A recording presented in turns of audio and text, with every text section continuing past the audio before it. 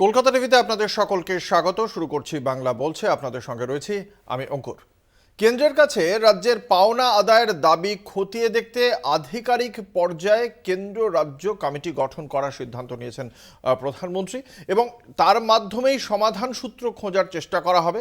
আজকেই রাজধানীতে প্রধানমন্ত্রীর সঙ্গে আলোচনার পর একথা সাংবাদিক সম্মেলনে জানিয়েছেন মুখ্যমন্ত্রী মমতা বন্দ্যোপাধ্যায়।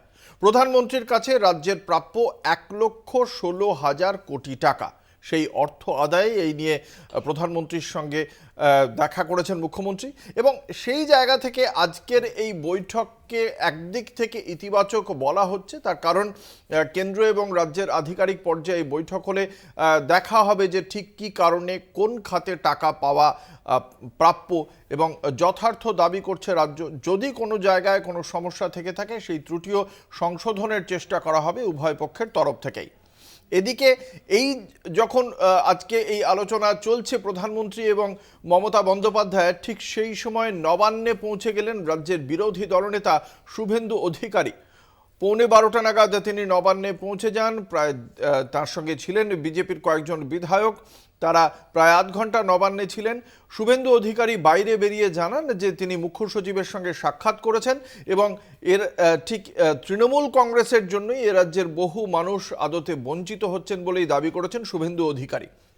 অন্যদিকে সংসদে আজকেও আমরা দেখতে পেয়েছি ইন্ডিয়া জোটের শরিকরা সাসপেনশন ইস্যুতে তাঁরা এককাট্টা রয়েছেন, এবং এই আবহে আজকে কংগ্রেস হাইকমান্ড একটি বৈঠক ডেকেছে, যে বৈঠকে প্রদেশ নেতৃত্বকেও তলব করা হয়েছে। মূলত শরিক দলগুলির সঙ্গে আসন রফা নিয়েই এই আলোচনা, কারণ আপনারা সকলেই জানেন যে আগামী 31শে ডিসেম্বরের মধ্যেই একটা চূড়ান্ত আসন সমঝোতার পথে এগোতে চাইছে ইন্ডিয়া জোটের শরিকরা। সেই জায়গায় দাঁড়িয়ে আমাদের রাজ্যে প্রদেশ নেতৃত্ব ঠিক কতগুলি আসনের জন্য তৃণমূল কংগ্রেসের সঙ্গে দরবার করবে সেই বিষয়টি নিয়েও একটা আলোচনার প্রয়োজন, এবং সেই আলোচনা রয়েছে সেখানে। বামেদের কি অবস্থান এই জায়গায় দাঁড়িয়ে? কংগ্রেসই বা কোন শর্তে তৃণমূল কংগ্রেসের সঙ্গে আসন সমঝোতা করবে? এই প্রত্যেকটি বিষয় নিয়ে আমরা আজকে আলোচনা করব বাংলা বলছের মঞ্চে। তবে সবার আগে আজকে দেখে নেব মুখ্যমন্ত্রী মমতা বন্দ্যোপাধ্যায়ের সঙ্গে প্রধানমন্ত্রী নরেন্দ্র মোদীর এই সাক্ষাৎকারে ঠিক কোন কোন বিষয়গুলি উঠে এলো। 100 দিনের কাজ, আবাসন, গ্রামীণ রাস্তা নির্মাণ সহ বিভিন্ন সামাজিক প্রকল্পে কেন্দ্রের কাছে পাওনা অর্থ আটকে রয়েছে দীর্ঘদিন। এই নিয়ে একাধিকবার প্রধানমন্ত্রীকে চিঠি দেন মুখ্যমন্ত্রী মমতা বন্দ্যোপাধ্যায়। কেন্দ্রের বঞ্চনার বিরুদ্ধে রাজনৈতিক স্তরেও আন্দোলন করে তুলেছেন তিনি। দিল্লিতে ধর্নাও দেয় তৃণমূল। কিন্তু বছর ঘুরতে চলেছে, রাজ্যের বকেয়া টাকা মেটানোর কোনো উদ্যোগই দেখায়নি কেন্দ্র। উল্টে নানা অসঙ্গতির দাবি তুলে দফায় দফায় কেন্দ্রীয় প্রতিনিধি দল রাজ্যে আসে। এদিন মমতা বলেন, 100 দিনের কাজ সহ নানা বিষয়ে কেন্দ্রীয় দলের তোলা সব প্রশ্নের জবাবও দেওয়া হয়েছে নবান্নের তরফে। তা সত্ত্বেও বকেয়া অর্থ মেলেনি বলে তিনি প্রধানমন্ত্রীর দৃষ্টি আকর্ষণ করেন। সুদীপ বন্দ্যোপাধ্যায়, ডেরেক ওব্রায়েন, অভিষেক বন্দ্যোপাধ্যায় সহ মোট 11 জন সাংসদকে নিয়ে মোদীর সঙ্গে সাক্ষাৎ করেন মমতা। প্রায় মিনিট 20 আলোচনার পর বৈঠক থেকে বেরিয়ে মুখ্যমন্ত্রী জানান, সব মিলিয়ে বিভিন্ন প্রকল্প বাবদ কেন্দ্রের কাছে প্রায় 1,16,000 কোটি টাকা বকেয়া রয়ে গিয়েছে। তাঁর দাবি, প্রধানমন্ত্রী তাঁদের বক্তব্য মন দিয়ে শুনেছেন, বিষয়টি খতিয়ে দেখবেন বলেও তাঁকে জানিয়েছেন প্রধানমন্ত্রী। মমতা জানান, কেন্দ্র ও রাজ্যের সংশ্লিষ্ট আধিকারিকদের নিয়ে কমিটি করে বকেয়া নিষ্পত্তি করার আশ্বাসও দিয়েছেন মোদী। এ ব্যাপারে নির্দিষ্ট সময়সীমা বেঁধে দেওয়ার আর্জি জানান সুদীপ বন্দ্যোপাধ্যায়। প্রধানমন্ত্রী সে আর্জিও মেনে নিয়েছেন বলেই জানিয়েছেন মুখ্যমন্ত্রী। 155 टीम्स ऑलरेडी विजिटेड बंगाल। जो भी क्लैरिफिकेशन मांगा हम लोगों ने पूरा ऑफिसर ने वो क्लैरिफिकेशन दिया, बात भी किया है। आज तक कुछ नहीं मिला। মমতা বলেন, যদি রাজ্যের তরফে কিছু ভুল হয়ে থাকে তা জানানো হোক। আগেও ব্যাখ্যা দেওয়া হয়েছে, চাইলে আবারও দেয়া হবে, কিন্তু গরিবদের টাকা যাতে আটকে রাখা না হয় সেই বিষয়টিও মোদীর গোচরে এনেছেন মমতা। অর্থাৎ 100 দিনের কাজের মজুরি না বঞ্চিত মানুষের দাবি তিনি যে দেশের সর্বোচ্চ প্রশাসনিক স্তরে পৌঁছে দিয়েছেন, তার চাপ পরোক্ষভাবে বাংলার বিজেপি বাহিনীর ওপরেই পড়তে বাধ্য। हमने चाहते हैं कि इसको गरीब लोगों को रुपया बंद करके रखना ठीक नहीं है। ये हम लोगों ने कहा है, प्राइम मिनिस्टर ध्यान से सुना और कहा है ठीक है, हम 2 ऑफिसर स्टेट का सेंट्रल को बैठ के मीट करके इसको कोई डिसीजन हम ले लेंगे। এই বৈঠকের পরেও বকেয়া নিয়ে টালবাহানা অব্যাহত থাকলে এবার শুধু তৃণমূল নয়, আম জনতাই গেরুয়া বাহিনীর কাছে জবাব চাইবে। আগামী লোকসভা ভোটের আবহে তার বঙ্গীয় পদ্ম শিবিরকেই চোকাতে হবে বলেই রাজনৈতিক পর্যবেক্ষকদের ধারণা। কলকাতা টিভি। আমি একদম যে বিষয়টি নিয়ে আলোচনা করব, একদম প্রথমে আমরা আলোচনা করব অবশ্যই প্রধানমন্ত্রী নরেন্দ্র মোদীর সঙ্গে মমতা বন্দ্যোপাধ্যায়ের এই সাক্ষাৎ নিয়ে, এবং অবশ্যই আসন সমঝোতা নিয়ে লোকসভা নির্বাচনের আবহে রাজ্যের সঙ্গে আঞ্চলিক দলগুলির সঙ্গে কংগ্রেস হাইকমান্ডের কি সমঝোতা বা কোন শর্তে আসন সমঝোতা হবে সেই বিষয়টি নিয়ে আলোচনায় পরে আসবো। আমি প্রথমে আমাদের সঙ্গে উপস্থিত থাকা বিশিষ্ট অতিথিদের পরিচয় করিয়ে দেবো দর্শকদের। আমাদের সঙ্গে রয়েছেন কৃষাণু মিত্র, তৃণমূল কংগ্রেসের মুখপাত্র, এবং আমাদের সঙ্গে রয়েছেন সুমন গঙ্গোপাধ্যায়, প্রদেশ কংগ্রেসের মুখপাত্র। আপনাদের দুজনকেই কলকাতা টিভির পক্ষ থেকে স্বাগত জানাই। আমি আসবো কৃষাণুর কাছে। কৃষাণু, যে বিষয়টি নিয়ে মানে মমতা বন্দ্যোপাধ্যায় দেখলাম সাংবাদিক বৈঠকে বললেন যে এখনো এতটা বঞ্চনা, এত টাকার বঞ্চনাটার কথাটা তিনি উল্লেখ করতে ভোলেননি, এবং তিনি বলেছেন এর আগেও আমরা এসেছি কিন্তু তখনও পাইনি, ত্রুটি থাকলে ঠিক করে নেওয়া হবে। তার মানে আদতে কি বরফটা গলেছে কেন্দ্র রাজ্য সম্পর্কে? এবং এই যে আজকের বৈঠকটা হলো, আপনাদের দল আপনাদের কি জানাচ্ছে? দেখুন, আমাদের তরফ থেকে বরফ জমানো বা বরফ গলানোর কোনো জায়গা নেই। আমরা আগেও বলেছি, আমাদের বিভিন্ন মন্ত্রীরা সংশ্লিষ্ট কেন্দ্রের যারা মন্ত্রকের ভারপ্রাপ্ত মন্ত্রী তাদের সাথে বিভিন্নবার দেখা করেছেন।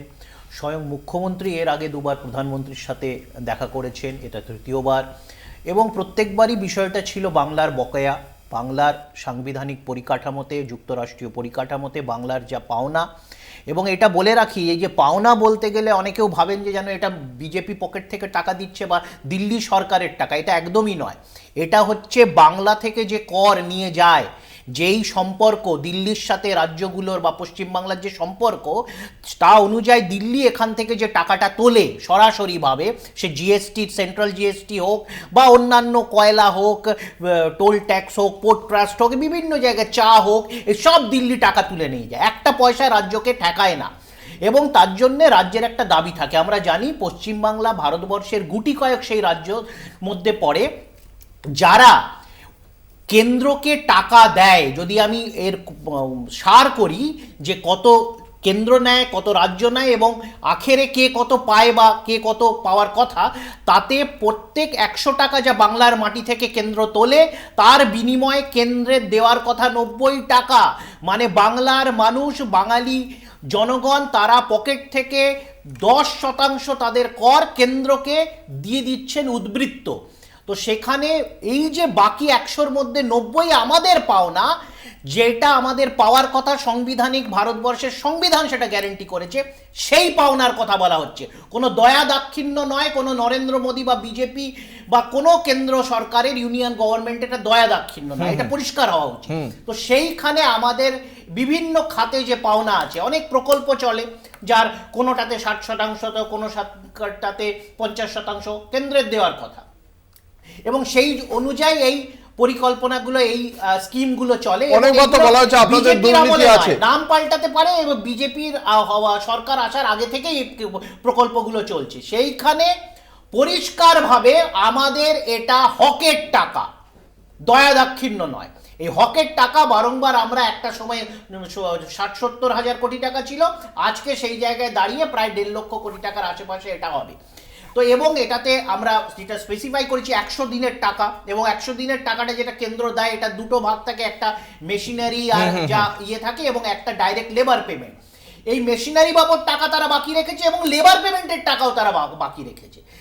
ঠিক তেমনভাবে যেগুলো গ্রামীণ সড়কের টাকা, আবাস যোজনার টাকা, এবং এইগুলো যুক্তরাষ্ট্রীয় পরিকাঠামোতে কেন্দ্রের দায় ভার বহন করে, কেন্দ্রে দায়বদ্ধ। এর আগে যখন ইন্দিরা গান্ধীর সরকার ছিল তখনও এগুলো হতো, যখন রাজীব গান্ধী নরসিংহ রাও সরকার হয়েছে তখনও এগুলো হয়েছে, যখন মধ্যেখানে আইকে গুজরাল, এইচ ডি দেবেগৌড়া বা অটল বিহারী বাজপেয়ী সরকার হয়েছে তখনও এগুলো চলেছে। তো কোনোভাবে যাতে এই মেসেজিংটাই তো টাকা পয়সা ছড়িয়ে মানুষের বেশ। করের টাকা দিয়ে নরেন্দ্র মোদী আর বিজেপি দলের ব্র্যান্ডিং হচ্ছে, তো কোনোভাবে যাতে এটা না যায় যে কোনো একটা মানে এমন কোনো যেটা দেশে আগে ছিল না বিজেপি দিয়ে দেখি। আমাদের উপর অনুগ্রহ করছে, এটা ব্যাপারটা তাই নয়। আসবো কংগ্রেসের কাছে। আবহমান কাল থেকে চলে আসছে। কংগ্রেসের কাছে যেটা জানতে চাইবো, কংগ্রেসের পক্ষ থেকেও একাধিকবার এই বিষয়টি নিয়ে রাজ্যের মানে যারা পাননি, যারা বঞ্চিত হয়েছেন যে সমস্ত মানুষ, তাদের পাওয়া উচিত একথা বললেও তৃণমূল কংগ্রেসের বিরুদ্ধে যে দুর্নীতির অভিযোগ তুলেছে বিজেপি, সেই বিষয়টিও খতিয়ে দেখার কথা বলা হয়েছে। আজকের অবস্থানটা কি এই ইন্ডিয়া জোটের এই অবস্থার পর? দেখুন, দুটো বিষয়কে মিলিয়ে ফেলা যায়। ইন্ডিয়া জোট বা এই মিটিং দুটো আলাদা, একদমই আলাদা বিষয়। যেমন আমরা প্রথম থেকে বলেছিলাম, আমাদের মাননীয় সভাপতি অধীর রঞ্জন চৌধুরী, আপনি নিশ্চয়ই জানেন যে একাধিকবার কেন্দ্রের কাছে একদম চিঠি লিখে জানিয়েছিল রাজ্যের টাকা দিয়ে দেওয়া হোক, বকেয়া থাকলে বলা হোক। পাশাপাশি রাজ্যকেও বলা হয়েছিল যদি শ্বেতপত্র প্রকাশ করে বলা হোক রাজ্যের কত টাকা বাকি আছে। এবং অধীর চৌধুরী বারবার করে বলেছিলেন দরকার হলে আমরা একসঙ্গে হাতে হাত মিলিয়ে প্রধানমন্ত্রী দপ্তর, দরকার হলে গ্রাম উন্নয়ন দপ্তর মন্ত্রকে আমরা সামনে দাঁড়িয়ে বিক্ষোভ দেখাবো। আজকে একটা কথা বলে, খুব ভালো উদ্যোগ, কিন্তু আমার একটা প্রশ্ন আছে। আমাদের মাননীয় মুখ্যমন্ত্রী বলেছেন সময়সীমা বেঁধে দিয়েছেন প্রধানমন্ত্রী, তার মানে প্রশ্নটা ঘুরিয়ে থাকছে যে তার প্রধানমন্ত্রী জানতেন যে কেন্দ্রের টাকা রাজ্য পাচ্ছে না, তাহলে প্রধানমন্ত্রী এত নীরব ছিলেন কেন? আমার প্রশ্ন সেটাই। সময়সীমা বেঁধে দেওয়ার ব্যাপার নেই, সত্যি যদি রাজ্য পেতে টাকা দিয়ে দেবে। আমি কৃষ্ণদার এক বক্তব্য টেনেই বলছি, সত্যি এমন ব্যাপার একটা দেখানো হচ্ছে যে বিজেপির প্রধানমন্ত্রী অমিত শাহজি এখানে সুকান্তবাবু বা শুভেন্দু দিকে পকেট থেকে টাকা দিচ্ছে। আদৌ তাই নয়। আবার বললাম, কংগ্রেস আমলে তৈরি প্রকল্পগুলি যেটা বিজেপির সবার টুকলি করেই চলছে। এবং আমি আবার বলছি, এই টাকা মানুষের হকের টাকা। এই টাকা যদি সত্যি বাকি থেকে থাকে ইমিডিয়েট এক্ষুনি, মানে আমি বলে একদিনও সময় নষ্ট না করে দিয়ে দেওয়া হোক। সচিব পর্যায়ে মিটিং হবে, সেটা কালকে করার দরকার নেই। মানুষের টাকা আগামীকাল মিটিং হোক, আগামীকাল এখন তো অনেক অত্যাধুনিক পদ্ধতি আছে, ভিডিও কনফারেন্সের মধ্যে মিটিং হোক। ওকে, আমি বলবো ঠিক মানে নির্বাচনের জন্য অপেক্ষা না হয়, যে মানে এরকম যাতে ব্যাপার নয় যে 24 লোকসভা নির্বাচন আগে হঠাৎ করে টাকা চলে এলো, হঠাৎ করে তৃণমূল বললো আমাদের দাবি আমরা মানে বিজেপি এই টাকা মিটিয়ে দিচ্ছি, বা বিজেপি বলে টাকা, ওরকম ব্যাপার যাতে না হয়। মানুষের দাবি, মানুষের ন্যায্য পাওনা, কোনো গরিব মানুষ, পশ্চিমবঙ্গের কোনো গরিব মানুষ 100 দিনের কাজে যাতে তাদের হকের টাকা যাতে মার না যায়। আমাদের প্রথম যা স্ট্যান্ড ছিল, আমাদের সেই স্ট্যান্ডই আছে, মানুষের টাকা দিয়ে দেওয়া হোক। কোনো সরকার যাতে রাজনীতি না করে, একদম আমাদের ক্লিয়ার স্ট্যান্ড। আমি একটা বিষয় জানতে সুমনের কথা রেশ ধরেই বলছি যে প্রধানমন্ত্রী জানতেন না, এটা তো হতেই পারে না। কারণ এর আগে 155টা বিভিন্ন মন্ত্রকের টিম এসছে, কেন্দ্রীয় টিম এসে বিভিন্ন সময়ে তারা পর্যালোচনা করেছেন, আমাদের এখানে আধিকারিকদের সাথে বসেছেন, এমনকি গ্রাউন্ড ভিজিট করেছেন। এবং কোনো জায়গায় যে তথাকথিত দুর্নীতির কথা বলা হয়েছে, অমিল বেনিয়ম দু এক জায়গায় হতেই পারে, সেটা সারা ভারতবর্ষে আমরা তো তালিকা দেখেছি যে এই জব কার্ড, ভুয়ো জব কার্ড সব থেকে বেশি উত্তরপ্রদেশ, সব থেকে বেশি মধ্যপ্রদেশ, গুজরাটে আছে।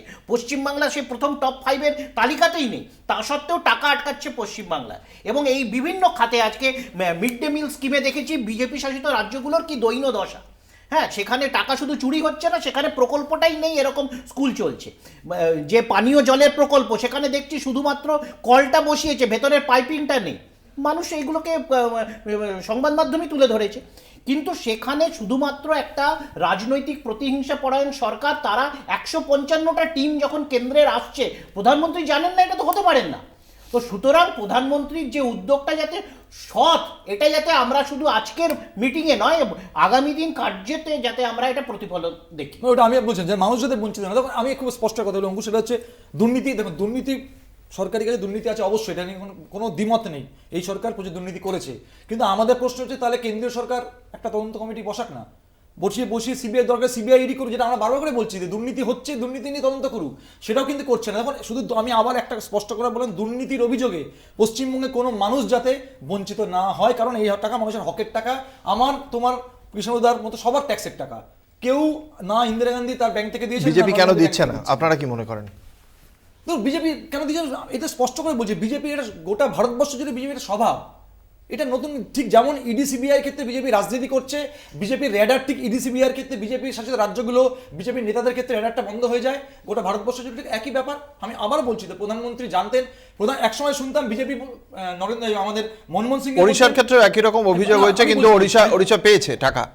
সে তো মানে আপনারা নিশ্চয়ই জানেন, আপনার রাজস্থান সরকার মামলা করে পেয়েছে। এখন প্রশ্ন যেটা, একটা সরকারকে কেন কোর্টে যেতে হবে? রাজ্য এটা তো যুক্তরাষ্ট্র রাষ্ট্রীয় পরিকাঠামো, এটা ন্যায্য প্রাপ্য। কই কংগ্রেস আমলে তো কোনো সরকারকে কোর্টে গিয়ে টাকা পাইতে দাবি করতে হয়নি। বিজেপি তখন কি বিজেপি সরকার ছিল রাজ্যে? কংগ্রেস আপনাদের বিরুদ্ধে তো বামেরাও কেন্দ্রীয় বঞ্চনার অভিযোগ তুলেছিল, কেন্দ্রীয় বঞ্চনার অভিযোগ তুলেছিল, কিন্তু কেন্দ্রীয় বঞ্চনা পায়নি একবার কিন্তু বলা নেই। হয়তো লেট হয়েছিল কিন্তু টাকা আমরা দিইনি, এরকম কোনো ইনসিডেন্ট কোনো না, সরকার সেই দেখাতে সময় পারেনি। পলিসিগত বঞ্চনার অভিযোগ ছিল। পলিসি এক্স্যাক্টলি, পলিসির কিছু সমস্যা ছিল। পলিসি এখন দেখো যখন যুগ পাল্টাচ্ছে পলিসি চেঞ্জ হচ্ছে। আমি প্রশ্ন স্পষ্ট করে বললাম, ইউপিএ 1 ইউপিএ 2 বা ইন্দিরা গান্ধী থেকে শুরু করে সবার আমলে কোনো বিজেপি শাসিত রাজ্যের টাকা কেন্দ্রীয় সরকার দেয়নি তৎকালীন সরকার, এরকম কোনো ইনসিডেন্ট বিজেপি দেখাতে পারবে না। আমি আবার বললাম, বিজেপি যেটা করছে গোটা ভারতবর্ষ জুড়ে, ঠিক যেমন পার্লামেন্টে এতজন রেকর্ড সাংসদকে বার করে দেওয়া হলো, সাসপেন্ড করা হলো সত্যি কথা বলার জন্য, ঠিক একইভাবে এটা বিজেপি একটা টার্গেট যে দেশের মানুষ দেখা যাক। কিভাবে এবং মারা একটা যায়। জিনিস অবশ্যই বলি, আজকে যে বিরোধী দল নেতা যে নাটকটা করলেন, উনি নাটক করতে অভ্যস্ত, যে আগে ইউপিএ কত টাকা দিয়েছে, বিজেপি হ্যাঁ। আমাদের কত টাকা, যে বেসিক কথাটা বলছে না।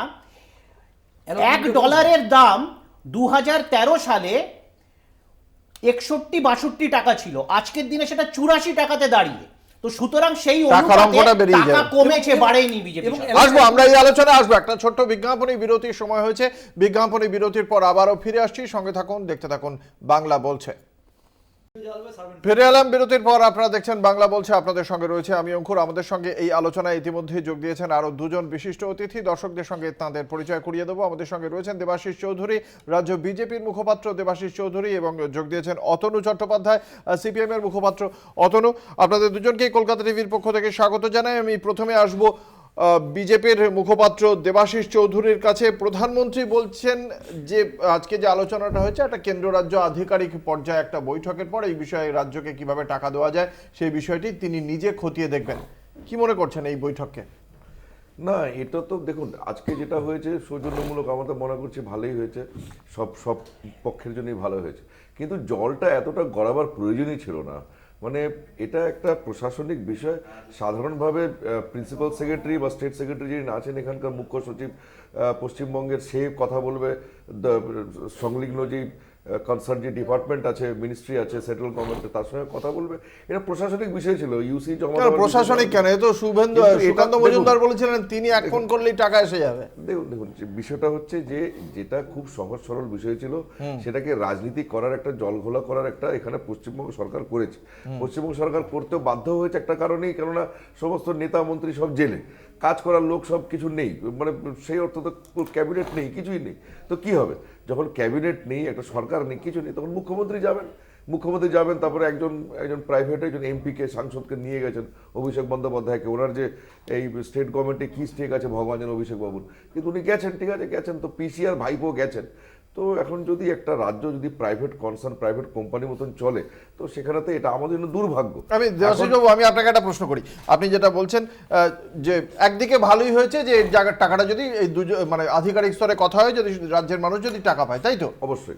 এবার সেক্ষেত্রে প্রধানমন্ত্রীর সঙ্গে আলোচনার পর যদি সাধারণ মানুষ টাকা পায়, তাহলে বিজেপি যে এতদিন ধরে দুর্নীতির অভিযোগ করে যাচ্ছিল সেটা মিথ্যা হয়ে যাবে না?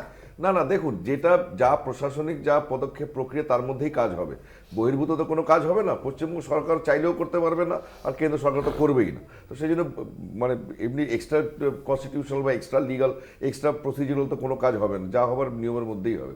বিষয়টা হচ্ছে, দেখুন, একজন মাননীয় মুখ্যমন্ত্রী তিনি যদি একটা ইগোর ব্যাপার করেন, উনি মনে করেন যে আমি প্রধানমন্ত্রীর নিচে কারোর সাথে কথা বলবো না, আমার স্ট্যাটাস প্রধানমন্ত্রী থেকে উপরে, উনি নীতি আয়োগের মিটিংয়ে যাবেন না, ওনার প্রশাসন কোনোভাবেই মানে এক তো প্রশাসন নেই, সুষ্ঠু প্রশাসন তো নেই, তবু যা আছে প্রিন্সিপাল সেক্রেটারি, জয়েন্ট সেক্রেটারি যারা আছে, যারা আধিকারিক যারা আছেন, এতগুলো টিম তো এসে কথা বলে গেছে, তারা তো তদন্ত করে গেছে, তারা কোনো কাজ করবে না। না, এতগুলো টিম তো এসে কথা বলে গেছে, তদন্ত করে গেছে, তাদের রিপোর্টের পরে তো রাজ্যের আধিকারিকরা উত্তর দিয়েছেন। টিম কথা বলেছে, কি করেছে না করেছে আপনিও জানেন না, আমিও জানি না। তারপরে তো সেটা হয়নি নিশ্চয়ই। রাজ্য সরকার তাহলে কেন্দ্র থেকে চিঠি দেয়নি কেন?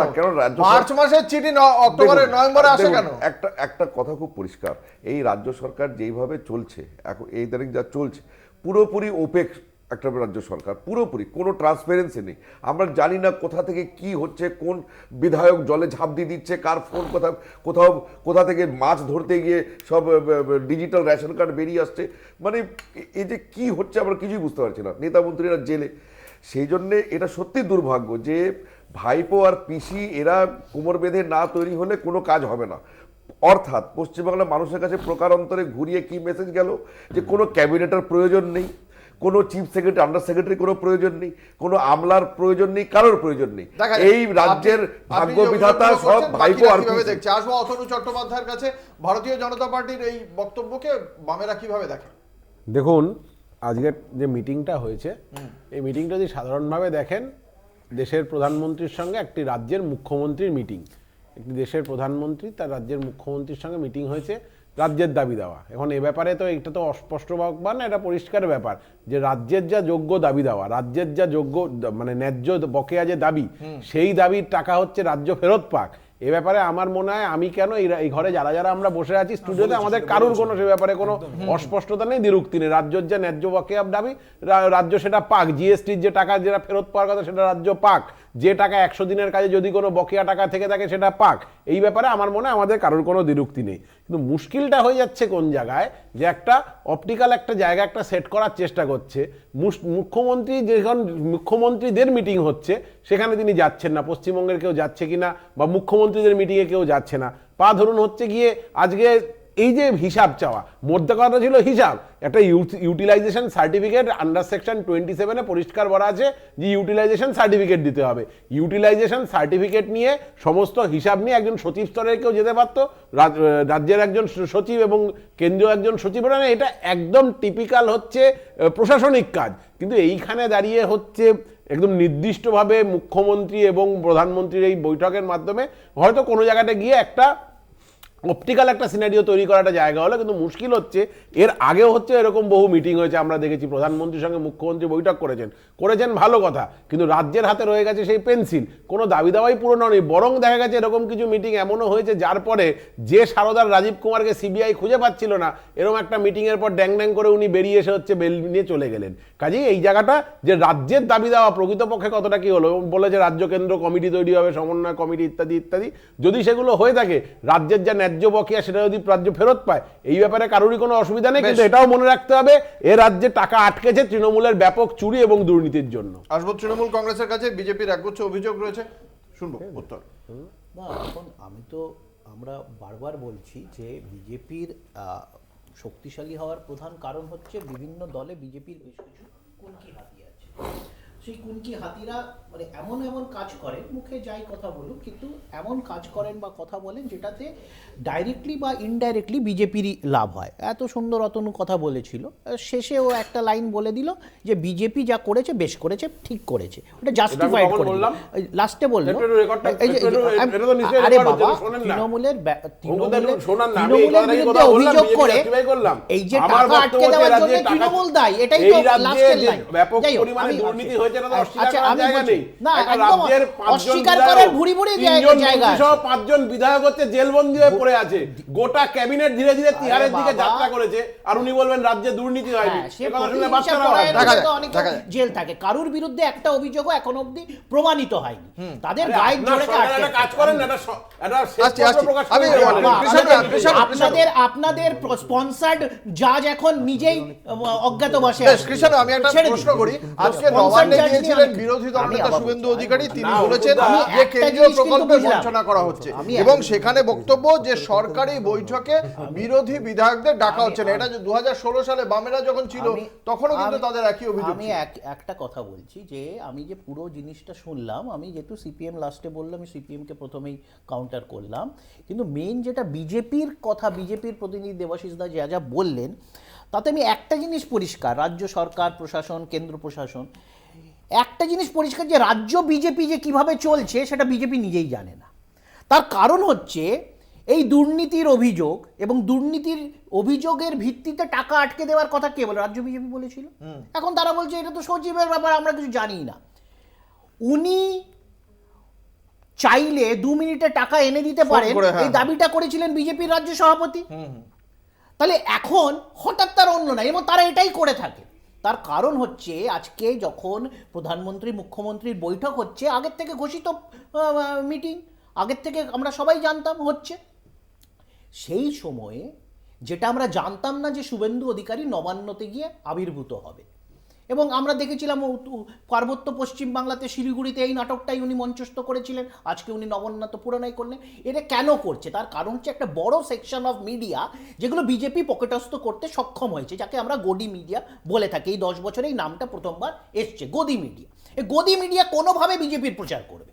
প্রচার করার জন্য বিজেপিকে তো একটা স্ক্রিপ্ট লিখতে হবে, তার জন্য তো একটা নাটক মঞ্চস্থ করতে হবে। তো এইগুলো হচ্ছে তাই। এবং সেখানে আমি তো বিরোধী বিধায়কদের ডাকা আমি হয়েছে। আবার বললাম, উনি আবার আজকে আবার শুভেন্দু অধিকারী আবার চারটে instance আবার দিয়েছে, চারটে দৃষ্টান্ত তুলে দিয়ে আবার বলেছেন, বলছি, বিরোধী আবার বিধায়কদের ডাকা হয়েছে। আবার বলছি কৃষাণুদা, রাজ্য নাটক- বিজেপি নাটক এই টাকা মঞ্চস্থ- আটকানো নিয়ে কত মিটিং মিছিল এক মিনিট, করেছে, হ্যাঁ। কত জায়গায় এই যে- দাবি দাবা করেছে। এই যে নাটক তা না করে মঞ্চস্থ- এক মিনিট বলে দিই। নাটক তোমার মঞ্চস্থ সময় কারা বলে দিই। করেছিল? নাই বলি না, না, কৃষ্ণদা, বলে দিই। বলো না। তোমরা নাটক করেছিলে। মঞ্চস্থ কে করেছিল? তোমরা করেছিলে, গভর্নর মোদি হাউসের সাহেব সামনে আবার- মঞ্চ কে বেঁধেছিল? ওটা পলিটিক্যাল 144 কর্মসূচি, সেকশনের মধ্যে ওটা পলিটিক্যাল ভাইপো- কর্মসূচি। হ্যাঁ, ভাইপো গভর্নর যদি হাউসের তোমরা সামনে ব্যবস্থা মঞ্চস্থ নেওয়ার থাকতে করেছে। নেবে, দ্যাট ইজ আ নাটক পলিটিক্যাল মঞ্চস্থ প্রোগ্রাম। হয়েছে রাজঘাটে, নাটক মঞ্চস্থ হয়েছে দিল্লিতে, দিল্লি, কলকাতা, গভর্নর হাউস, কত জায়গায় নাটক? রাজনৈতিক উত্তরটা এখনো কর্মসূচি শুনি হচ্ছে এখানে। কৃষাণুর কাছ থেকে জনগণ পেলাম না যে আন্দোলন কেন করার- বিরোধী আমি বিধায়কদের আমন্ত্রণ জানানো আমি হয় না। বলছি পলিটিক্যাল প্রোগ্রাম বা রাজনৈতিক কর্মসূচি আর নাটক মঞ্চস্থর মধ্যে তফাৎটা রাজ্য হ্যাঁ, বিজেপি ওটা এখনো নাটক মঞ্চস্থ। রপ্ত করতে পারেনি, শুধু নাটকটাই ছিল। আপনারা বুঝলাম। টাকা এখন দিয়েছিলেন, এখানে বলি, যারা গেছিল বিরোধী উত্তরটা শুনি, দেওয়াশিস। 3000 বিরোধী মানে তৃণমূল পন্থী বিরোধী 3000 কে টাকা মিটিয়ে দিল। প্রতিনিধিদের টাকা মিটিয়ে দিল। যারা বারংবার তৃণমূল পন্থীরা তাদের ডাকা টাকা মেটালো না। সত্ত্বেও তাদের না, নেতৃত্বের আপনারা নির্দেশে তারা 3000 যায় না এবং তারা 3000 ব্যক্তিগত যারা- পর্যায়ে এটা 3000 স্বীকার করেছে যে যাদের আমরা বকেয়া যেতে টাকা- পারি, কিন্তু আমাদের বিরোধী দল নেতা বা রাজ্য সভাপতি বকাঝকা করবে বলে সেই ভয়ে আমরা যাচ্ছি। আপনারা একই যে অভিযোগ বিভিন্ন জায়গায় এটা আগে আব্দুল আপনারা যে মান্নান বা 3000 সুজন চক্রবর্তীর মুখেও আমরা শুনেছি 2016 বিধানসভার চলাকালীন। সেই বিষয়ে শুনবো অবশ্যই প্রতিক্রিয়া বাম কংগ্রেসের এবং বিজেপির বক্তব্য শুনবো। একটা ছোট্ট বিজ্ঞাপনী বিরতির সময় হয়েছে, বিরতির পর আবারও ফিরে আসছি, সঙ্গে থাকুন। ফিরে এলাম বিরতির পর, আপনারা দেখছেন বাংলা বলছে, আপনাদের সঙ্গে রয়েছে আমি অঙ্কুর। বিরতিতে যাওয়ার আগে যে বিষয়টি নিয়ে চর্চা চলছিল তা অবশ্যই আমাদের আজকের মোদি মমতার বৈঠক এবং তার প্রেক্ষিতে আজকে আবার শুভেন্দু অধিকারী পৌঁছে গিয়েছিলেন নবান্নে। আমি আসবো কংগ্রেসের মুখপাত্র সুমন গঙ্গোপাধ্যায়ের কাছে, যেটা আপনার কাছে জানতে চাইবো। আজকে শুভেন্দু অধিকারী পৌঁছে গিয়েছিলেন নবান্নে এবং সেখানে গিয়ে তিনি বলেছেন কেন্দ্রীয় প্রকল্পের ক্ষেত্রে যে বঞ্চনার কথা বলা হচ্ছে সেটা আদতে দুর্নীতি, এবং রাজ্যের বিরোধী বিধায়কদের যে রাজ্যের প্রশাসনিক বৈঠকে আমন্ত্রণ জানানো হয় না সেই অভিযোগও করা হয়েছে। এর আগে আব্দুল মান্নানও 2016 সালে যখন আপনাদের বিরোধী ছিল তখন সেই সময় একই অভিযোগ করা হয়েছিল। কি মনে করেন এটা নিয়ে তৃণমূল কংগ্রেসের অবস্থানকে কিভাবে দেখে কংগ্রেস? দেখুন, দ্বিতীয় যে অভিযোগটা আপনি করলেন একদম একদম নির্দিষ্ট অভিযোগ। আমি শুধু একটা উদাহরণ দিই। দিশা কমিটি হচ্ছে সেই এলাকার সাংসদদের নিয়ে একটা কমিটি করা হয়। নিয়ম হচ্ছে যে সাংসদ যতবার বেশি নির্বাচিত তিনি সেই কমিটির চেয়ারম্যান হন। বহরম মুর্শিদাবাদ জেলার চেয়ারম্যান অধীর রঞ্জন চৌধুরী আমাদের প্রদেশ কংগ্রেস সভাপতি। এখনো পর্যন্ত দিশা কমিটির কোনো মিটিং ডাকা হয়নি। এমনকি শুধু বলি ওখানকার কোনো এক সময় ওখানকার যিনি ডিস্ট্রিক্ট ম্যাজিস্ট্রেট ছিলেন তিনি একবার মিটিং ডেকেছিলেন।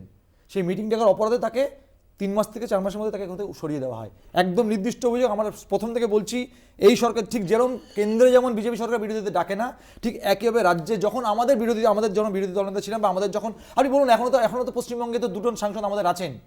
মুর্শিদাবাদে কোন প্রশাসনিক বৈঠকে অধীর চৌধুরীকে ডাকা হয় বা মালদার কোন প্রশাসনিক বৈঠকে আমাদের ডালুবাবুকে ডাকা হয়?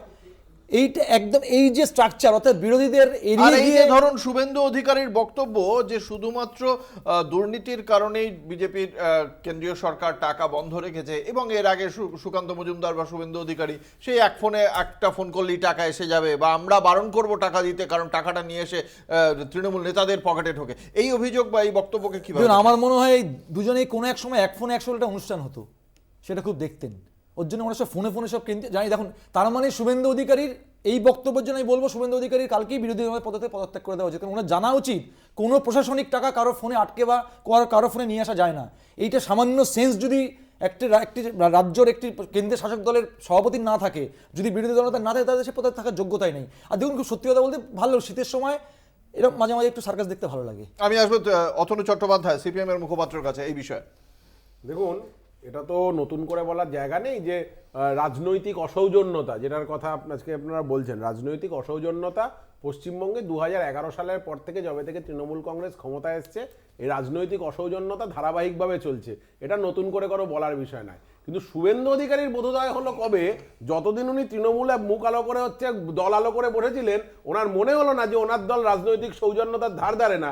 2016 সালে যে ঘটনা বললেন আব্দুল মান্নান সাহেব বা সুজন চক্রবর্তীর বক্তব্যগুলো, সেই সময় উনি হচ্ছেন ড্যাং ড্যাং করে বলতেন বিরোধী দলের পতাকা রাখতে দেবো না, নদিয়া মুর্শিদাবাদে দায়িত্ব নিয়ে হচ্ছে কংগ্রেস ভেঙে পঞ্চায়েতগুলোকে ভেঙে ভেঙে দখল করে তৃণমূলে করানো। তখন ওনার মনে ছিল না যে বিরোধী শূন্য করলে 5 কোটি টাকার কাজ দেবো, তখন ওনার মনে ছিল না যে অসৌজন্যতাগুলো হয় না। আজকে 2020 সালের পরে হঠাৎ করে ওনার মনে হয়েছে যে এরে বাবা ভয়ানক অসৌজন্যতা হয়ে যাচ্ছে। আসলে টোটালটাই হচ্ছে কি একটা গিমিক তৈরি করার খেলা। এবং এই কৃষাণুদা বলার সময় বলছে কুনকিহাতি ইত্যাদি ইত্যাদি, তৃণমূলের সবচেয়ে বড় কুনকিহাতি বিজেপিতে, বিজেপির সবচেয়ে বড় কুনকিহাতি আসবো দেবাশিস চৌধুরীর কাছে উত্তর শুনতে। শুভেন্দু অধিকারীর এতদিন এই কথা মনে ছিল না? দেখুন, আমার তো খুব অবাক লাগছে যে আমাদের বামপন্থী বন্ধুর কাছ থেকে, সিপিএম এর কাছ থেকে এগুলো শোনা, যাদের স্বনামধন্য মুখ্যমন্ত্রী বুদ্ধদেবা বলেছেন আমরা 230 ওরা 30, এরকম যারা বক্তব্য, যারা অসহিষ্ণু একটা দল বামপন্থীরা, যারা এখানে প্রায় 50,000-এর কাছাকাছি যারা পলিটিক্যাল মার্ডার করেছে 34 বছরে, মানে যারা ভাতের মধ্যে রক্ত দিয়ে মাকে ছেলের রক্ত খাইয়েছে ভাত দিয়ে। কি করলো দাদা এক মিনিট, আর দাদা ছেড়ে দিতে বলেন, পশ্চিমবাংলার মানুষ আপনারা কি করেছেন এই বিভীষিকা ভোলেনি। তো সেই জন্য আর তৃণমূল কংগ্রেস ওই অ্যান্টি সিপিএম ওই বিরোধিতার ঢেউর উপরে উঠে তারা ক্ষমতায় এসছে। কিন্তু দুর্ভাগ্য এটাই যে জার্সি বদল হয়েছে, টিএমসিতে এসছে জার্সি বদল হয়ে, হারমাদরা কমরেডরা সব জার্সি বদল, তাই বদলা নয় বদল চাই, এটা জার্সি বদল কমরেডরা এই স্লোগান দিয়েছিল, বদলা নয় বদল চাই। এবার সেই জন্য গোঘাটের যিনি এমএলএ, আপনাদের এমএলএ, তিনি কিন্তু বামপন্থী ছিলেন, আর তৃণমূল কংগ্রেসের এই চোর ডাকাতি রাজনীতির বিরুদ্ধে ভারতীয় জনতা পার্টি দাঁড়িয়ে আছে। আপনার কাছ থেকে উত্তরটা পেলাম না, আপনার কাছ থেকে উত্তরটা পেলাম না, আপনাকে বলার সুযোগ দিয়েছিলাম, বলিষ্ঠভাবে আমরা বলছি, সুযোগ দিয়েছিলাম, আপনি উত্তরটা দিতে পারলেন না। বিজেপি বিধায়ক হারমাদা ছিলেন, একই কাজ করেছেন, সেই উত্তর আপনার কাছে পেলাম না। বেশ বেশ বুঝতে পেরেছি, আপনার কাছে উত্তরটা নেই, আপনি মেনে নিন না, আপনার কাছে উত্তরটা নেই। শুভেন্দু অধিকারী যখন একই কাজ করেছেন তখন তো আপনারা একই কাজ করেনি। তৃণমূল কংগ্রেস যে ঢেউর উপরে উঠে ক্ষমতায় এসেছে অ্যান্টি আমি একটা প্রশ্ন চাই, দেবাশিসদা শঙ্কর ঘোষকে হারমান, শঙ্কর ঘোষকে হারমান ছিলেন, ওই লড়াইটাকে কম্প্রোমাইজ হারমান ছিলেন, তৃণমূল কংগ্রেস বিরুদ্ধে উত্তর আছে, শঙ্কর ঘোষকে হারমান ছিলেন না, শঙ্কর ঘোষকে হারমান, দাদা এটা স্ট্রিট কর্নার না, এটা স্ট্রিট কর্নার বলতে দাও, আমি আপনাকে বলতে দিলাম, আমি আপনাকে বলতে দাও, আপনি আমার প্রশ্নের উত্তর দেননি, আপনি আমার প্রশ্নের উত্তর দেননি, এতক্ষণ ধরে আপনি বলতে পারেননি, তখন আপনার কাছে উত্তরটা নেই। প্রশ্নের উত্তর দিচ্ছি, এখন উত্তরটা নেই, আমি দিচ্ছি, আর সময় দিতে পারবো না, এখন দিচ্ছি আমি উত্তর, বুঝতে পেরেছি। না আমি উত্তর দিচ্ছি। তৃণমূল কংগ্রেস যে অ্যান্টি সিপিএম ওয়েভের উপরে এসেছিল, তৃণমূল কংগ্রেস নিজে সেটাকে বিট্রে করেছে, তৃণমূল কংগ্রেস নিজে আজকে একটা সিপিএম এ পরিণত হয়েছে। সেই জন্য শুভেন্দু অধিকারীর মতো লিডার তারা ভারতীয় জনতা পার্টিতে এসে পশ্চিমবাংলার মানুষের কণ্ঠস্বর হয়েছে। আজকে যে কথা বলছেন শুভেন্দু অধিকারী বিশ্বাসযোগ্য হবে আমজনতার কাছে, কোনো নেতৃত্বের রাজনৈতিক কর্মসূচির মাধ্যমে বিশ্বাসযোগ্যতা সে হারায় বা অর্জন করে। এই ক্ষেত্রে তো কোনো রাজনৈতিক কর্মসূচি নেই, তাদের রাজনৈতিক কর্মসূচি একটা ঘোষণা করেছিলেন, বললেন নাকি গীতা পাঠ হবে, তারপরে বললেন ওটার সাথে বিজেপি যুক্ত নয়। এই স্টুডিওতে আমি আলোচনা করেছি, কংগ্রেসের কর্মসূচি ছিল সিপিএম কে সরানো, সিপিএম চলে যাওয়ার পর আপনার কি কর্মসূচি আছে? বললে তো সিপিএম চলে যাওয়ার পর আপনাদের কি কর্মসূচি আছে? শুনে না আপনারা তো সিপিএম কে নিয়ে দল চালাচ্ছেন, শুভেন্দু অধিকারী সেটা বাকিদের বক্তব্য শোনার ধৈর্য রাখুন। এখন বিষয়টা হচ্ছে আমার কথা যে ধৈর্য নিয়ে কে শুনেছে? আমি আবার বলছি, আপনার কথা ধৈর্য নিয়েই শোনা, বিষয়টা হচ্ছে যে রাজনৈতিক কর্মসূচির কথা বলছিলাম। এখন তারা বলল প্রথমে গীতা পাঠ তাদের কর্মসূচি, সবাইকে আসতে হবে, প্রধানমন্ত্রী আসবেন, বিশ্ব রেকর্ড হবে, তারপরে বললেন যে গীতা পাঠের সাথে বিজেপির কোনো সম্পর্ক নেই। গতকাল দেখলাম বিজেপির নেতারা মিটিং করেছে, আবার আজকে সেই গীতা পাঠে বানচাল হয়ে যাওয়ার পর তারা নবান্নকে নাটক করছে যেটা কোনো ঘোষিত রাজনৈতিক কর্মসূচি আছে। আমরা এই আলোচনায় থাকবো, একটা ছোট্ট বিজ্ঞাপনী বিরতিতে যেতেই হবে, বিরতির পর ফিরে আসছি, সঙ্গে থাকুন। একদিকে যখন মোদি মমতার বৈঠকে রাজ্যের বকেয়া নিয়ে আলোচনা চলছে, তখন ঠিক আজকেই কংগ্রেস হাইকমান্ড একটি বৈঠকে বসছে, যেখানে আঞ্চলিক যে সমস্ত দলগুলি রয়েছে সেই সমস্ত দলে ইন্ডিয়া জোটের শরিকদের সঙ্গে আসন সমঝোতার ক্ষেত্রে কি শর্ত হবে সেই বিষয়টি নিয়ে তারা খতিয়ে দেখছে, এবং সেক্ষেত্রে প্রদেশ নেতৃত্বকেও তলব করা হয়েছে নয়াদিল্লিতে, তারাও আজকে রয়েছেন এই বৈঠকে, আসন রফা নিয়ে আলোচনা হবে। আমি সভাপতি এই বিষয়ে সবার আগে প্রদেশ কংগ্রেসের মুখপাত্রের কাছে আসবো, সুমন গঙ্গোপাধ্যায়। আপনাদের শর্ত কি হবে এ রাজ্যে? দেখুন এটা একদম প্রাথমিক আলোচনার পর্যায়ে আছে। আমি আবার বললাম, এখনো পর্যন্ত আমাদের নিশ্চয়ই বুঝতে পারছেন, এখনো পর্যন্ত আমরা প্রথম থেকে যেটা বলে এসেছিলাম যে তৃণমূলের সঙ্গে জোটে আমরা যাব না, এখনো পর্যন্ত সেই স্ট্যান্ড আমাদের আছে। আমরা আমাদের কথা বলছি, আমরা হাইকমান্ডকে বলবো, কিছু শর্ত অবশ্যই আমরা দেবো। এবার হাইকমান্ড সেটা সিদ্ধান্তে এখনো তৃণমূল পর্যন্ত কংগ্রেসের সঙ্গে জোটে যাবেন না? না, এটা আসুন, ঘোষিত স্ট্যান্ড। না সেটা তো আগে ঘোষিত stand এখনো ছিল। ঘোষিত কিন্তু স্ট্যান্ড, এখনো পর্যন্ত কোনো স্ট্যান্ড কিন্তু চেঞ্জ হয়নি। আপনারা আসন সমঝোতায় যাবেন না? স্ট্যান্ড চেঞ্জ হয়নি এখনো। আবার বললে এখনো পর্যন্ত আসুন, সেই স্ট্যান্ড আমাদের চেঞ্জ হয়নি। বামেদের সঙ্গে জোটটা যেটা ছিল সেটা আছে। সেটা আছে, সেটাও যে বদলে তার কোনো এখন ঘোষিত কিছু হয়নি। হ্যাঁ, মানে সেটা এখনো ভাঙেওনি। না, জোড়েও। ভাঙে তো নি, কোথাও কি তৃণমূল বলেছে? কংগ্রেস কিভাবে দেখছে কংগ্রেসের না, অবস্থানকে? আমার ব্যক্তিগত দুটো প্রশ্ন, আমার এটা নিয়ে কিছু বলার নেই, কংগ্রেসের কি নিজস্ব অবস্থান হবে? ব্যাপার। অবশ্যই, হ্যাঁ। আমার শুধু ব্যক্তিগতভাবে খুব মানে সাদা মনে কাদা নেই। আমার দুটো প্রশ্ন, একটা হলো বামেদের সাথে জোটটা কি কেরালার মাটিতেও আমরা দেখতে পাবো, মানে সম্প্রসারিত হচ্ছে। আরেকটা হচ্ছে যে এই যাদের নেতৃত্বে এই রাজ্যতে জোটের বিরোধিতা করা হচ্ছে তৃণমূলের সাথে, যদি ভবিষ্যতে জোট হয় সেই নেতৃত্ব কি ক্যান্ডিডেট হওয়া থেকে নিজেদেরকে বিরত রাখবেন? একদম। এই বিষয়টা নিয়ে কি বলেছেন এই বৈঠকের পর প্রদেশ কংগ্রেস সভাপতি তথা লোকসভার কংগ্রেস দলনেতা অধীর রঞ্জন চৌধুরী কি বলেছেন আমরা একবার শোনাবো দর্শকদের।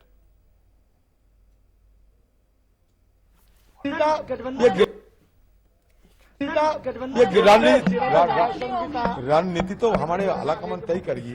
हमारे हमारे हमारे तरफ से क्या हमारी राय है, क्या हम चाहते हैं, क्या हमारा मत है, सारा व्यू लिया गया।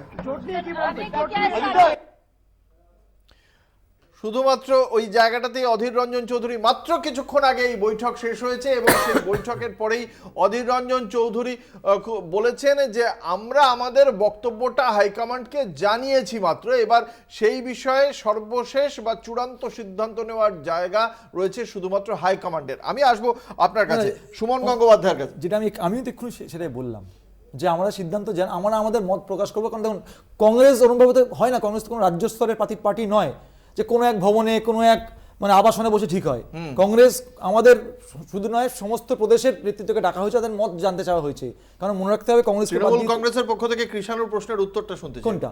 কৃষাণু বলছে যে তাহলে সেক্ষেত্রে অধীর রঞ্জন চৌধুরীর প্রার্থী হওয়া থেকে বেরিয়ে আসবেন কিনা? সেটা তো ঠিক করে হাইকমান্ড প্রার্থীকে হবে, সেটা তো তৃণমূলের কথা চেঞ্জ হবে না, মানে ঠিক হবে না। অধীর রঞ্জন চৌধুরী প্রার্থী হবে সেটা ঠিক করে হাইকমান্ড। আরে আমাদের দলের প্রার্থী তো নিশ্চয় তৃণমূল, বিজেপি, সিপিএম ঠিক করে দেবে না।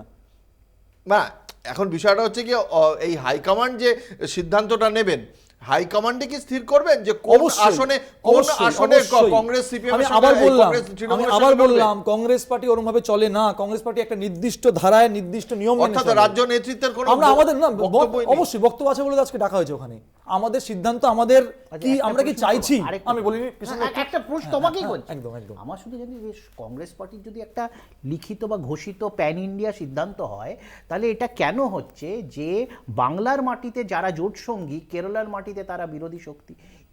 এই প্যারাডক্সটা কি? আমরা নয় কখনো বিজেপির সাথে ছিলাম, সার্বিকভাবে ছিলাম, এখন বিজেপি বিরোধী, সার্বিকভাবে বিরোধী। কোথাও বিরোধিতা করছি, কোথাও আতাত করে বসে আছি, তা নয়। কিন্তু এই যে কর্ণাটকা নির্বাচনে বামেদের দেখলাম জেডিএস এর সাথে কংগ্রেসের বিরুদ্ধে লড়তে, কিন্তু আমরা যখন ত্রিপুরার মাটিতে বা গোয়ার মাটিতে লড়েছিলাম, সেটাকে রাজ্য কংগ্রেস বিশাল বড় ইস্যু করেছিল। সদ্য সমাপ্ত কংগ্রেস যেটা জিতলো কর্ণাটকাতে, সেখানে বামেরা কংগ্রেসের বিরুদ্ধে লড়েছিল, আবার কেরালাতে আলাদা লড়ছে। এর মানেটা কি? এই রাজস্থানে কংগ্রেসের বিরুদ্ধে লড়েছে এই সদ্য সমাপ্ত, যেখানে কংগ্রেস হেরেছে। তো এইটাকে রাজ্য কংগ্রেস ইস্যু করে না, এটাতে তাদের গায়ে লাগে না। কে বলছে করে না? এটা আমি ওই যে ত্রিপুরায় প্রথমত বলি কংগ্রেস অল ইন্ডিয়া তার মতামতটা জানো। প্রথমত বলি, ত্রিপুরায় যে বিষয়টা এলো, ত্রিপুরায় কংগ্রেস ভেঙে ওখানে তৃণমূল কংগ্রেস নিজে শক্তিশালী করার চেষ্টা করেছে, বিজেপি কিন্তু ভাঙতে পারেনি। প্রথমে মাথায় রাখতে এটা হবে। কোনো কথা না, বিজেপিও ভেঙে, বিজেপি থেকেও অনেকেও এসেছে। একদমই আসেনি, একদমই আসেনি। না আমি বলছি দ্বিতীয় হচ্ছে একদমই আসেনি। শোনো, আজকে যেখানে যেখানে তৃণমূল কংগ্রেস যাচ্ছে সেখানে সব জায়গায় আমরা যদি মিজোরামে, মেঘালয়ের কথা, মেঘালয় তো তাই সেম। বিজেপি অর্থাৎ এই মুহূর্তে সেই প্রশ্নের উত্তর না, উত্তর পাওয়া আছে, যাচ্ছে উত্তর না। আছে, উত্তর আছে। কংগ্রেস হাইকমান্ড যা ঠিক করবে তাই হবে। আমি আসবো একবার সিপিএম এর উত্তর আছে। আমি একটু বলি, উত্তর অবশ্যই আছে। সংক্ষেপে বলুন। একদম প্রশ্ন কেরালাতে আমাদের লড়াই তো এলডিএফ এর সঙ্গে কংগ্রেস ভেঙে LDF তো এর সঙ্গেই তৃণমূল তো হয়েছিল, না, না, তারপরেও তো LDF এর কংগ্রেসের সাথে আতাত হয়েছিল। না, এই- কংগ্রেস ভেঙে যেমন তৃণমূল হয়েছিল, সবচেয়ে বেশি কংগ্রেসকে পশ্চিমবঙ্গ সবচেয়ে বেশি রক্তাক্ত করেছে তৃণমূল। এই বিষয়ে কোনো দ্বিমত নেই আমাদের। বেশ, দেখা যাক। আমি আসবো আমাদের লড়াই, আমি এলডিএফ এর আসবো- সঙ্গেই আমাদের লড়াই। এবার বামেরা এই সব জায়গায় কংগ্রেস দাঁড়িয়ে কর্মী মমতা মানলো। বন্দ্যোপাধ্যায় বামেদের দিকেও একটা ইতিবাচক বার্তা দিয়েছেন, কিন্তু আমরা দেখেছি মমতা বন্দ্যোপাধ্যায়ের পাশে রাহুল গান্ধী এবং তারপরে সীতারাম ইয়েচুরিকে এই বৈঠকে। কিন্তু আজকেও যখন মোহাম্মদ সেলিম সাংবাদিক বৈঠক করছেন তখন তিনি বলছেন যে আজকে ইন্ডিয়া বৈঠক করছে, কালকে মোদিকে গিয়ে অন্য কথা বলবে। আমি অতনু চট্টোপাধ্যায় সিপিএম এর মুখপাত্রের কাছে জানতে চাইবো যে সীতারাম ইয়েচুরি মানে মোহাম্মদ সেলিম আজকে যেটা বলছেন সেটা হচ্ছে গিয়ে কার্যত মমতা বন্দ্যোপাধ্যায় বিজেপির এজেন্ট, যেটা আগেও বারংবার সিপিএম বলেছে। তাহলে সীতারাম ইয়েচুরি কি ইন্ডিয়া ভোটে বসে ওই জোটের বৈঠকে বসে ভণ্ডামি করছেন, না মোহাম্মদ সেলিম এখানে নাটক করছেন, কোনটা? দেখুন, আমাদের সর্বভারতীয় নেতৃত্ব সীতারাম ইয়েচুরি এবং রাজ্যের নেতা মোহাম্মদ সেলিম দুজনেই একটা জায়গায় কথা দ্ব্যর্থহীনভাবে বলে দিয়েছেন যে পশ্চিমবঙ্গে বিজেপি এবং তৃণমূল দুজনের বিরুদ্ধে আমাদের ইঞ্চিতে ইঞ্চিতে লড়াই। এ ব্যাপারে এটা একদম লাউড অ্যান্ড ক্লিয়ার স্টেটমেন্ট। এই ব্যাপারে আমাদের কোনো মানে এই ব্যাপারে কাজে আমার আর আলাদা করে বলবার কোনো ব্যাপার নেই।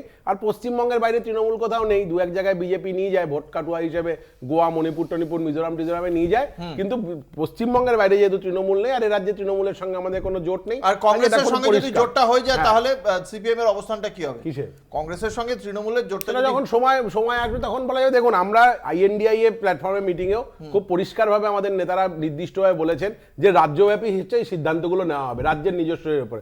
কৃষ্ণদা কেরালের কথা বললো, আমি কেরালের শুধু একটা ইনস্ট্যান্স বলি। কেরালে বাম এবং কংগ্রেস মুখোমুখি দুটো শক্তি হিসেবে যে ভোটে লড়াই, এটা তো আজকে নতুন লড়ছে না। 2004 সালেও বাম এবং কংগ্রেস ওখানে মুখোমুখি লড়াই করেছিল, কিন্তু কেন্দ্রে যখন দাঁড়িয়ে বিজেপিকে ক্ষমতা থেকে দূরে রাখবার প্রশ্ন এসেছিল, আমরা বাইরে থেকে সমর্থন করেছিলাম। 61 জন এমপি নিয়ে আমরা একটা মন্ত্রিত্ব নিই, লালবাতি গাড়ি নিই, আমরা বলেছিলাম ইউপিএ 1 সরকার হোক, বিজেপির মতো একটা সাম্প্রদায়িক অসভ্য বর্বর দলকে দেশের ক্ষমতার থেকে দূরে সরানো। বিজেপি বিরুদ্ধে লড়াইয়ে গোটা ভারতবর্ষের মধ্যে আমাদের একটা নির্দিষ্ট লেগাসি আছে, আমাদের শহীদের তালিকা আছে, সেই এবং সরকার এইভাবে সমর্থন দাঁড়াও, প্রত্যাহারও একটু বলে দিই, করেছিলেন। বলে দিই। তারপরে আমরা সমর্থন একটু বলে দিই। এবং বিজেপির বিরুদ্ধে লড়াইয়ে আমাদের যেমন একটা লেগাসি আছে, এটা কোনো অস্বীকার করার জায়গা নেই। দেশব্যাপী বিজেপি বিরোধী লড়াইয়ে কংগ্রেসেরও একটা নিজস্ব লেগাসি আছে। কংগ্রেস একটা শতাব্দী প্রাচীন দল, তাদেরও বিজেপির বিরুদ্ধে লড়ার জায়গা আছে। কাজে কিন্তু মুশকিলটা হচ্ছে তৃণমূলের বিজেপির বিরুদ্ধে লড়ার কোনো বিশ্বাসযোগ্যতা নেই। তৃণমূল বিজেপির সঙ্গে বিজেপির সঙ্গে একদম একদমই নেই। তৃণমূল আচ্ছা, বিজেপির সঙ্গে আচ্ছা, দপ্তর 2021 আমরা মন্ত্রিত্ব কাদের বিরুদ্ধে পশ্চিমবাংলাতে লড়েছিলাম? সেই দিন যদি তৃণমূল কংগ্রেস 21 বাংলাতে হেরে যেত, তাহলে ক্ষমতায় কি সিপিএম বামেদের একক লড়াই কি বাংলার মাটিতে দাগ কাটতে পারবে? কারা লড়েছিল? এই যে বাংলার মাটিতে নীতিশ কুমারের বামেদের সাথে একক জোট লড়াই দাগ করেছে, কাটতে পারবে? যে সবথেকে বেশি বিজেপির সাথে ঘর করেছে, সেই নীতিশ কুমারের সাথে আমরা তো এই দুজনে রাজ্যে সরকার চালাচ্ছে। বামফ্রন্টগতভাবে আমরা তো এই রাজ্যে মানে 77 থেকে 2011 অবধি লড়েছি, বামফ্রন্টগতভাবে জিতেছি আমরা। বিজেপিকে সরানোটা যদি আরে লক্ষ্য বিজেপি হয়, তো আমরাই সরিয়ে রেখেছিলাম পশ্চিমবঙ্গ থেকে। আরে সব আপনি থেকে বেশি তৃণমূল ভোট হিসাবে বিজেপির transfer বারবারন্ত করেছে দেখুন, 3টে থেকে 77টা এমএলএ করে দিয়েছে বিজেপিকে তৃণমূল আরে বাবা। সরকারের সময়। আর RSS আমি স্কুল আসবো, করেছে। আমি আসবো, কোনটা বিজেপি বেশ, বেশ, ছিল? বেশ। RSS আমি স্কুল আসবো করেছে। দেবাশিস চৌধুরীর কাছে, পশ্চিমবঙ্গে আসবো বামেরা দেবাশিস চৌধুরীর কাছে। RSS স্কুল এক করেছে। মিনিট, এক বলে মিনিট। দিই, দেবাশিস দা ভালোই হবে। হ্যাঁ, বিজেপি হ্যাঁ, ভালো করবে। ভালো করবে। তৃণমূল বিজেপির ভালো করবে। দিস ইজ দ্য হ্যাঁ, ফ্যাক্ট, হ্যাঁ, দিস ইজ দ্য হ্যাঁ, অ্যাকচুয়াল হ্যাঁ, বাইনারি। তৃণমূল বিজেপি ভালো করবে। তৃণমূল তার ভোট শতাংশ এবং সিটের সংখ্যা 2011, 2016, 2021 বাড়িয়েছে। যারা বিজেপিকে ভোট ট্রান্সফার করেছে এবং সিট ট্রান্সফার করেছে, যারা 16 সালে জোট ছিল, সেই ভোটটাই এবং সিটগুলো গেছে।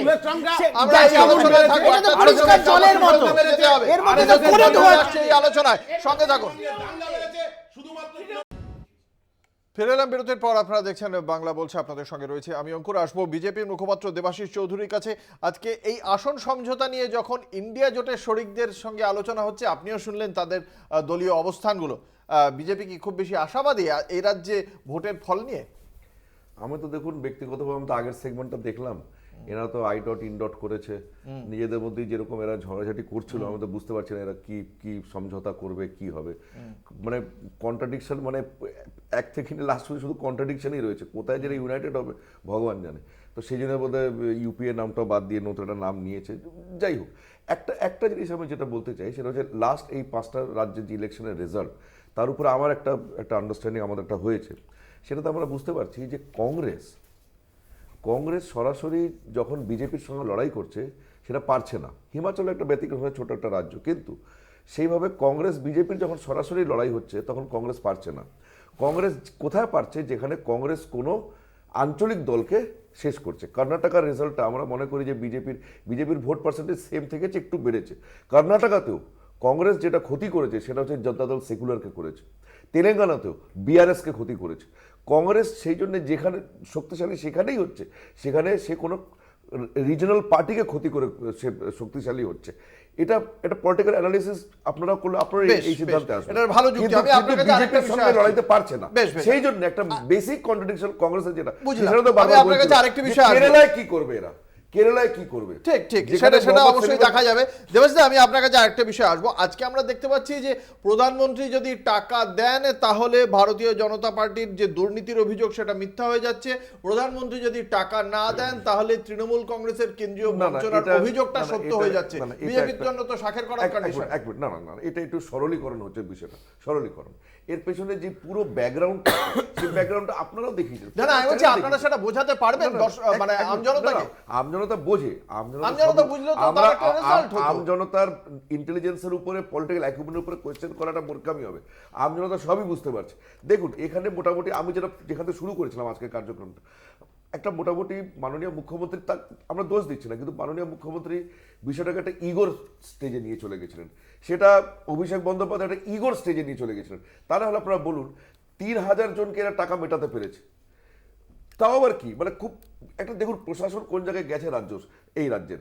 একটা প্রাইভেট এন্টিটি থেকে টাকা মিটিয়েছে 100 দিনের কাজের জব কার্ড 3000 জনের মিটিয়েছে। কোথা থেকে?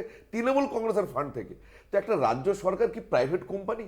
এটা কোন প্রশাসনিক সিস্টেমের মধ্যে পড়ছে যে একটা না আপনার টাকা মিটিয়েছেন তো? অভিষেক বন্দ্যোপাধ্যায় ব্যক্তিগত উদ্যোগে মানুষের সাহায্যার্থে অনেক রাজনৈতিক কর্মসূচি নিয়ে থাকে।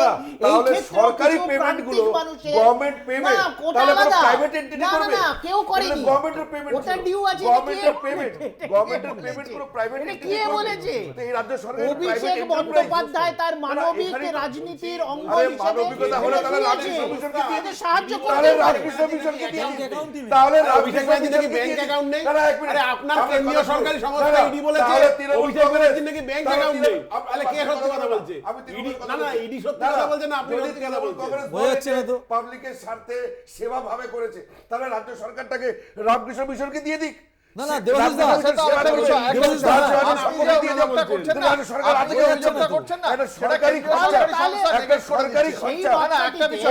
অভিষেক বন্দ্যোপাধ্যায় নির্বাচনী হলফনামার বিষয়টি ইডি জানে না তো? বলে ইডি বলছে অভিষেক সরকার। আমাদের খুব সহজ কথা হচ্ছে কোন নিয়মে না, আপনি যে কথা বলছেন সেটা প্রাইভেট পার্টি করতে পারে। আপনি বলেছেন, আমরা শুনেছি। প্রাইভেট সংস্থা থেকে আমি সরকারি একটা বিষয় আমি আসবো কংগ্রেসের কাছে।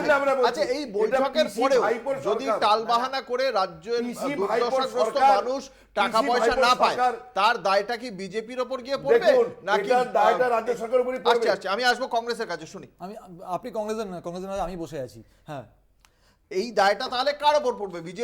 বিজেপির ওপর না তৃণমূলের ওপর? দেখুন, আমি যেটা স্পষ্ট করে বলি, যদি সচিব পর্যায়ের বৈঠকের পর যদি কেন্দ্র সরকার টাকা আটকে রাখে, অবশ্যই কেন্দ্রের উপর দায় পড়বে। যদি সচিব পর্যায়ের বৈঠকের, আমি স্পষ্ট করে বলছি। এখন যদি রাজ্য সরকার সঠিক হিসাব দিতে না পারে, তাহলে অবশ্যই রাজ্য সরকারের উপর পড়বে। না, এটা তো রাজ্য সরকারের পক্ষ থেকে বলা হবে যে আমরা সঠিক তথ্য দিয়েছি, দেয়নি। কেন্দ্র বলবে যে না, আমরা সঠিক তথ্য পাইনি। দেখুন, আমরা প্রথম থেকে বলে আসছি, আমরা প্রথম থেকে বলে আসছিলাম, রাজ্য সরকার যদি মনে করে টাকা আটকে আছে, শ্বেতপত্র প্রকাশ করা হোক। আবার বলছি, যদি রাজ্য সরকার বলে থাকে টাকা পাওয়া যায়নি, শ্বেতপত্র প্রকাশ করা হোক। একইভাবে কেন্দ্র যদি টাকা দিয়ে থাকে, তাহলে কেন্দ্র সরকার পার্লামেন্টে জানিয়ে দিক। আমি আসবো অতনু চট্টোপাধ্যায়ের কাছে। বিজেপি বলছে দুর্নীতির কারণে বঞ্চনা, তৃণমূলের দাবি যে বঞ্চনার কারণে দুর্দশা হচ্ছে। ঠিক আছে, তা বামেরা কি মনে করে যে বাংলার মানুষকে তৃণমূল কংগ্রেস কোনটা বোঝাতে পেরেছে বা বিজেপি কোনটা বোঝাতে পেরেছে? দেখুন, এই কথা তো কোনো অস্বীকার করবার জায়গা নেই যে টাকা পয়সাগুলো যে আটকে আছে, ইউটিলাইজেশন সার্টিফিকেটটা তৃণমূল কংগ্রেস দিতে পারছে না, তার একটা সবচেয়ে বড় কারণ হচ্ছে গ্রামে গ্রামে বিভিন্ন যোজনার নামে কোটি কোটি কোটি টাকার হচ্ছে তৃণমূল কংগ্রেসের দুর্নীতি, যার জন্য ইউটিলাইজেশন সার্টিফিকেট দিতে পারছে না। এর আগে রাজস্থানের ভূতপূর্ব কংগ্রেস সরকার সেম ইস্যু হয়েছিল, কেন্দ্র টাকা দিচ্ছিল না, রাজস্থান সুপ্রিম কোর্টে গেছিল, ইউটিলাইজেশন সার্টিফিকেট দেখিয়েছে, টাকা রাজ্যের প্রাপ্য টাকা ফেরত পেয়েছে। কিন্তু এই ক্ষেত্রে মুশকিল হচ্ছে বিজেপি তৃণমূল একটা নির্দিষ্ট বাইনারির মধ্যে বাংলার মানুষকে বেঁধে রাখতে চাইছে। তৃণমূল একটা শ্বেতপত্র প্রকাশ করুক, কেন্দ্রের সরকার একটা শ্বেতপত্র প্রকাশ করুক, তৃণমূল বলুক ভাই এই আমার এত টাকা বাকি, এই আমার হচ্ছে আমার ইউটিলাইজেশন সার্টিফিকেট, এত টাকা আমি পাইনি। বিজেপি বলছে না এত টাকা আমি দিয়েছি, এই হচ্ছে তার শ্বেতপত্র। কিন্তু আসলে সেদিকের ভিত্তিতে আপনাদের বিরোধী দলের অধিকার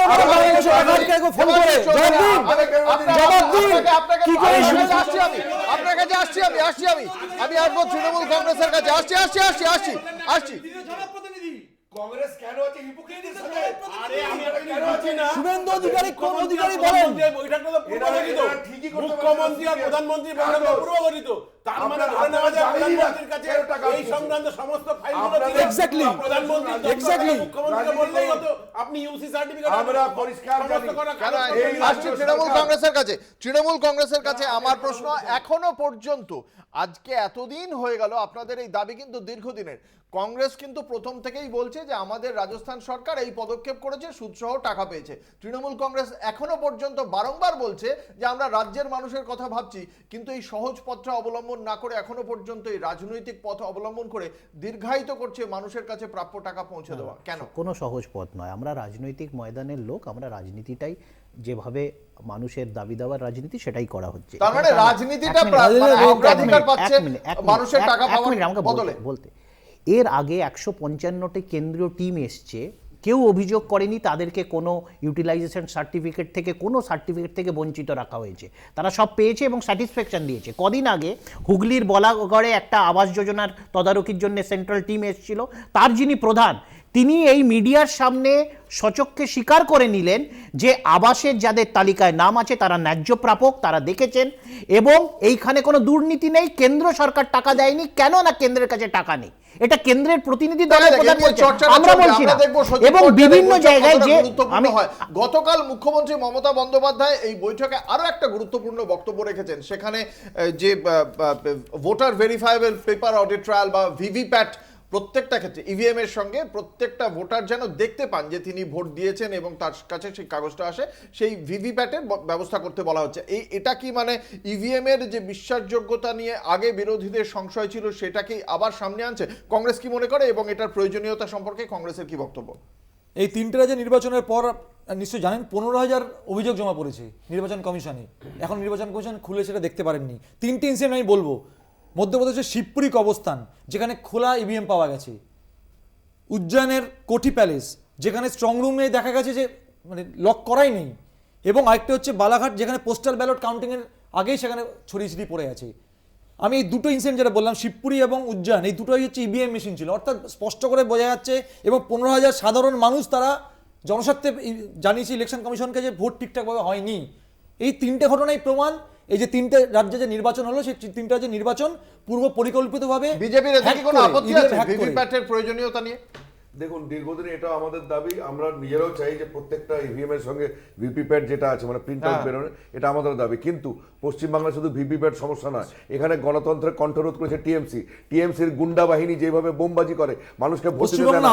100 দেশের নির্বাচনের কথা হচ্ছে, টিএমসি দল সেই জন্য দেশের নির্বাচন আপনার সাথে বলিনি, দেশের নির্বাচনের কথা, দেশের নির্বাচনের কথা হচ্ছে। বঙ্গ তৃণমূল কংগ্রেস এরা গণতন্ত্রকে যেভাবে হত্যা করে তার বিরুদ্ধে তৃণমূল কংগ্রেসের এই দাবিকে সমর্থন করেন, সেগুলো সমস্তটা করতে হবে। নির্বাচন প্রক্রিয়া যত বেশি স্বচ্ছ হবে, মানুষের গণতান্ত্রিক পদ্ধতিতে অংশগ্রহণের পরিমাণ তত বেশি বাড়বে। হ্যাভিং সেড দ্যাট, দেবাশিস দা যে বললো তৃণমূলের বোমাবাজি গুন্ডাজি একদম ঠিক, কিন্তু তার সাথে এটাও মনে রাখতে হবে এই ভাঙর সহ সমস্ত হচ্ছে স্পর্শকাতর এলাকা, এরা কেন্দ্রীয় বাহিনী পাঠিয়েছিল সন্ধ্যে 7টার সময়, আর এরা যদি বলে যে এখানে হচ্ছে আমরা এর বিরুদ্ধে লড়ছি, এটা কিন্তু হবে না।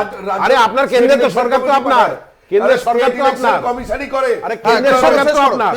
21 ইলেকশনে কি হয়েছে? আরে পাঞ্জাব থেকে ফোর্স এটা পৌঁছেছে কখন? 21 ইলেকশনে কি হয়েছে আপনিও জানেন। আমাদের যেটা দাবি সেটা পুরোপুরি এখানে ব্যক্ত হলো না। আমাদের দাবি হচ্ছে 100% ভিভিপ্যাট এবং সেই ভিভিপ্যাটের কাউন্টিং, অবশ্যই, এবং সেই অবশ্যই। ভিভিপ্যাটটা যাতে স্লিপ আকারে যিনি ভোটদাতা ফলে তিনি সেই যাতে জায়গা থেকে পেয়ে অন্য ভোটের একটি একটা বাক্সতে নির্বাচনের নিয়ে সেটার স্বচ্ছতার counting। প্রশ্ন তোলা হয়েছে। দেখা আমরা যাক আশা করি এই আপনি ইস্যুগুলো থাকবেন। আগামী দিনে কতটা গুরুত্বপূর্ণ হয়। সচিব পর্যায়ের মানে এই আলোচনার পর বাংলার মানুষের কাছে তাদের বকেয়া প্রাপ্য কবে এসে পৌঁছায়, আমাদের সেদিকে নজর থাকবে।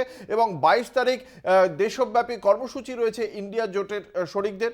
আগামীকালও সংসদ খোলা, নতুন কোন বিল পাশ হয়ে যায় বিরোধী শূন্য লোকসভায়, সেদিকেও আমাদের নজর থাকবে। আমাদের আজকের আলোচনায় উপস্থিত ছিলেন দেবাশিস চৌধুরী, কৃষাণু মিত্র, সুমন গঙ্গোপাধ্যায়, অতনু চট্টোপাধ্যায়। আপনাদের প্রত্যেককে আপনাদের মূল্যবান মতামতের জন্য অসংখ্য ধন্যবাদ। শেষ করছি আজকের বাংলা বলছে। দেখতে থাকুন কলকাতা টিভি, রাত দিন 7 দিন।